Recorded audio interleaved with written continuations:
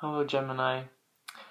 This is your love and romance reading for late February now, not really mid-month. But before I begin, I would like to say that I'm using the Ziltun deck by Arcana Publishing Company. It's the Maya Tarot. It's so beautiful. I find that the voice that it speaks with is it's so clear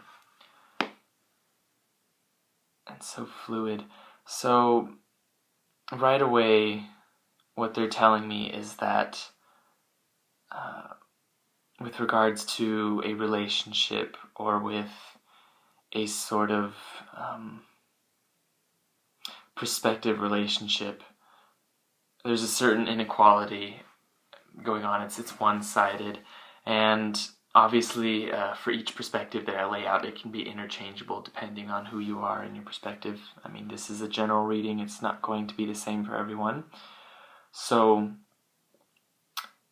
on one side, it seems like there's somebody who is trying to give off the impression that they are confident and content and comfortable with their life circumstances, that they're well off, that they've got a good material foundation for themselves, they have a good life, and they're happy and content, and they have a bright future ahead of them. But at the heart of that person is a deep insecurity, a deep sort of unrest, and it's almost like there's a little child inside that's visiting a beach for the first time and too afraid to get anything in the water besides her toes, and that's a metaphor for like the emotional thing that's going on right now. Like there's just an ocean of feelings about life, how this person really feels about their circumstances regardless of how they appear to be on the surface. It's overwhelming, and there's just so much of it that this person is afraid to acknowledge it and afraid to reveal it to their significant other, their partner, or their person that they would like to have as a partner. And so they're trying to cover it up by saying, here's all these pretty things for you. I'm going to give you some fancy jewelry or some flowers or something, because I can do that, because I'm content and comfortable with my physical material circumstances. And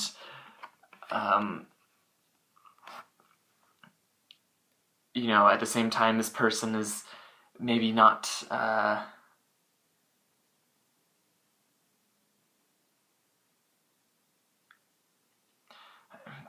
on guard is the only thing I can think of right now, but on guard in a sense that if this person rejects their gifts, their fancy things that they're trying to give them in order to cover up what's really going on, they're ready to run and to start jumping into activity and making it known that they're not this person. They can do things. They can, I can get things done. I can have a life that's fulfilling and fun and exciting and still stable and all those things. And this other person, whoever this person is trying to approach with flowery things, and that doesn't necessarily have to be like actual flowers or anything like that, but as a metaphor, think of how it applies to you. This other person's just kind of like, I don't need all that crap. Very cut and dry, very precise. They can see what's going on here. They know that this is there. This other person does, and they're not fooled by this game of flattery, this game of gift giving, of new clothes and jewelry, and why don't you move in with me? And I have this beautiful house, blah blah blah blah. This person's like, no, because just because it seems like you have your life together on the outside doesn't mean you really do. You're lost. You're lost. And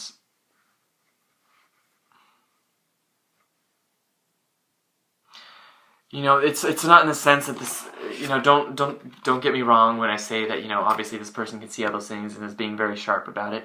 You know, they have your best interest at heart. They want you to, you know, they want you to be more than just a servant to your emotions, more than just a child helpless against the ocean currents. They want you to be stable and secure, you know, like in the traditional tarot deck, how you have the King of Cups. He's on a concrete throne that is somehow afloat in an ocean. You know, that's a metaphor for his ability to be in control of his emotions. You know, they don't wash over him, they don't take him up, he doesn't sink into them and drown. He's just afloat, and he's able to bear witness to everything, and he acknowledges everything, but he continues on with his duties as king, enacting his activity in the world, and so on and so forth. And you know, I hope that was a good way to articulate that for you. But you know, this person wants you to be that. They don't want you to be drowning. They don't want you to have to feel like you have to cover things up with perfume and fancy colors, okay? They want you to be genuine, but you feel like you're going to run away. You feel like you have to run away at any given moment. You're afraid. You're afraid to be raw and to be vulnerable and to, you know, really show a side to yourself that maybe nobody's really seen before, or that doesn't necessarily have to be true. Maybe it's, you know, a side that you think you've kept private to yourself. You know, obviously it's not, because this person can clearly see it. But they're there to support you, and they're there to help you organize your willpower, and to help you stay focused, and to help you exercise your passions and find what creative outlet works best for you, what path is best for you to walk upon that takes you into a greater sense of self. What path can you walk in life that will bring you to becoming a King of Cups rather than a servant? You know, the servant in traditional tarot is a page, I know, but you know, this is the way they're speaking to me with this deck. Since this is the general card for the entire reading, the Two of Cups, that's why I feel like this person is still here to support you, regardless of how it seems that they feel about this emotional stuff that you don't want to deal with, this vulnerability that you don't want to show. You know, they still want to push on with you, and you know, you have to be willing to be a part of that too. You know, a relationship is a two-sided, it's a conjunction of people who want to work towards the same ideal. They want to walk the same path together. They want to support one another. So, you know, you obviously have to be a part of that too. You know, engage with that. But no, but cut that out. You know, kind of going back to what I was saying earlier about you seeming like, you know, you're in control of your life, and you know, you've got all these wonderful things going for you. You have the Chariot reversed, crowning you, and oh my gosh, take a moment. Look at how freaking beautiful these cards are. I love this deck so much. But you know, that's going back to this person being in control of their life purely by aesthetic. They make it look like they're in control. They make it look like they're content and comfortable with their life, and they're not. Whereas this other person, you know, maybe they're kind of in the same boat themselves, where, you know, they've it sort of seems like they're well supported, and they have a firm foundation in life, and everything is going well for them. You know, they're very much aware of the fact that, you know, they're still working towards something. There's still work to be done. There's still you know, a to-do list to be punching out. But unlike this other person, you know, they're not afraid to acknowledge that. They're not afraid to acknowledge the fact that there's more work to do, that they don't know everything, that they haven't reached the end, that maybe there is no end. It's just a constant refining. And that's what this other person is afraid to commit to, this refinement, this work that is necessary. But maybe that's why these two people are so perfect for one another, because while they're in the same boat with regards to circumstance or with regards to their sort of life setups, their approaches are entirely different. You know, this one's willing to put in the work and willing to push on forward, and this one is just like, why can't life just come to me? Why can't I just be here and, you know, maintain a role, a social role, or, you know, why can't I just put the work in to maintain a facade and then everything else just come naturally, you know? It's a sort of balancing effect that I'm seeing happening here.